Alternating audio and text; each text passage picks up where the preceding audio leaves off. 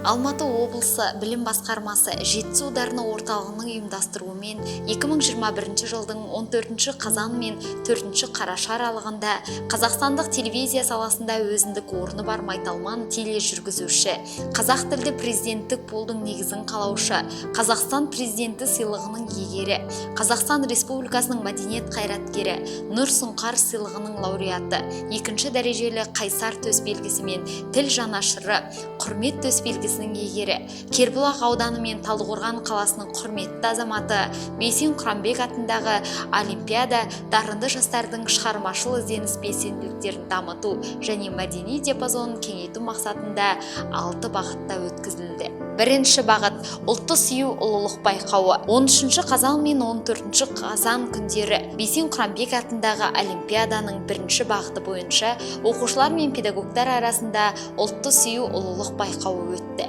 Байқауға 14 аудан 2 қала бойынша 16 педагог және 14 аудан 2 қала бойынша 16 оқушы қатысты. Байқау барысында оқушылар 2 кезең бойынша, ал педагогтар 3 кезең бойынша бақ сынады. Оқушылар бірінші кезеңде тәуелсіздік басты құндылығымыз тақырыбында есте жазса, екінші кезеңде білімділер бәйгесі негізгі пәндер бойынша тапсырмалар орындады. Педагогтар ұлтты сүю ұлылық байқауында ұлыларды ұлықтау ұрпақтар ісі тақырыбында есте жазды. Тұлғадан жеткен дана сөз екінші кезеңде Бейсен Құранбектің қанатты сөздерінің мағынасын ашып, өз ойларын ортаға салды. Үшінші кезеңде өз шығармашылықтарымен таныстырды. Осы байқау нәтижесінде 100-ден жүйрік, 1000-нан тұлпар болып, оза шапқандары жүлдегер атанды. Екінші бағыт күзгі көңіл иірімдері сурет байқауы. 16 қазанда Қаратал өзенінің жағасында қала оқушылары арасында күзгі көңіл иірімдері тақырыбында сурет байқауы ұйымдастырылып өткізілді. Байқау оқушылардың эстетикалық талғамын қалыптастыру және тәрбиелеу, сұлулық ұғымын қалыптастыру мен шығармашылығын дамыту мақсатында өтті. Байқауға 10 және 16 жас аралығындағы Талдықорған қаласындағы оқушылар сарайынан және балалар көркем сурет мектебінен 40 оқушы қатысты. Байқау қорытындысы бойынша 3 жүлдегер анықталды.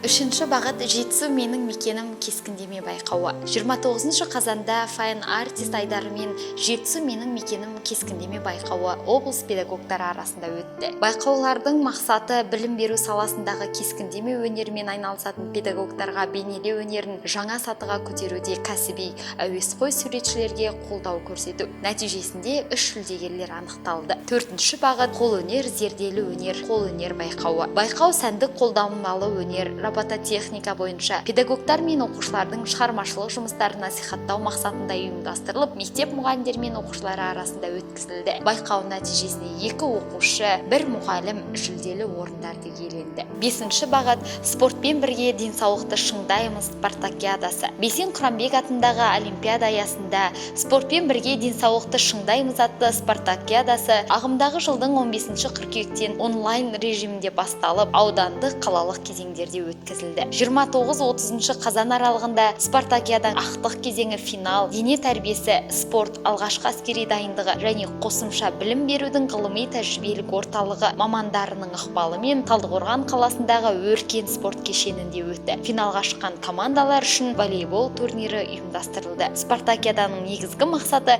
мұғалімдер арасында спорттық шеберлікті жетілдіру және тәжірибе алмасу. Спартакиаданың ақтық кезеңінде Алакөл, Іле, Жамбыл, Қарасай, Көксу аудандары, облыстық білім басқармасы және Жетісу телеарнасының командалары қатысып, нәтижесінде жүлдегер атанған команда арнайы кубокпен, құрмет грамотасымен және медальдармен марапатталды. 6 бағыт ми батл интеллектуалдық сайысы. 4 қарашада мектеп оқушылары мен педагогтар командалары арасында ми батл интеллектуалдық сайысы өтті. Сайысқа аудан қалалардан іріктелген өңірлік құрама командалар қатысты. Құрама команда 2 жас ерекшелік бойынша жинақталды. 14-18 жас және 19-29 жас аралығы. Негізгі мақсаты қазақстандық ұлтжандылықты қалыптастыру, жастардың танымдық және шығармашылық белсенділіктерін дамыту, жастарды ізденіс әрекетке, іскерлік мотивацияға бағыттау, іс әрекетіне талдау жасап, есеп беруге үйрету, жастардың зияткерлік қабілеттерін дамыту және өзін-өзі жетілдіруіне жағдай жасау. Оқушылар командалары арасында өткен ми батл интеллектуалды ойынына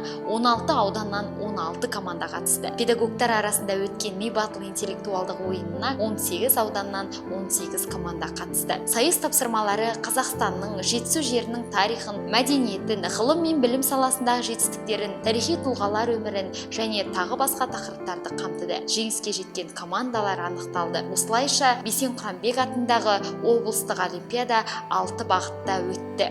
Абай атамыздың артық білім кітапта ерінбей оқып көруге деген даналық сөзі Бейсен ағамыздың ұстанымы болған сияқты. Оған Бейсен Абайұлының өз бағдарламасында айтқан: білімді болып өсу үшін қазіргі заманда барлық мүмкіндік бар. Мына жаһандану заманында сен біліміңнен кем түсетін болсаң, онда қатарыңнан қаласың. Ал сен қатарыңнан қалсаң, ел де көштен қалады деген сөзі айғақ.